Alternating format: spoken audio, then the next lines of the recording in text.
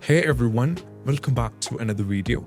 And in this video, I'm gonna talk about how to use Starlink for free on your iPhone. So I'll be providing a link in the description that will take you to this particular page of this Starlink, so you don't have to worry. And right now, once afterwards, you can scroll down over here and you can see we have the options right now. The Starlink is officially kept. The Starlink for the users, those who sign up can use it for free. So we have registered for the beta now, where you can get access to the beta. And also you can also change your beta or your iPhone into a satellite phone as well. So you can completely get in from details from here as well. And right now you can see we have many details of the Starlinks and how well it is.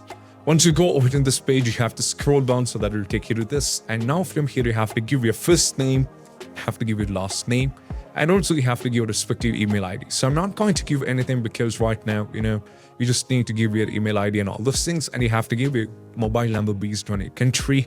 If you're from USA, you can give the number based upon your countries and all those things.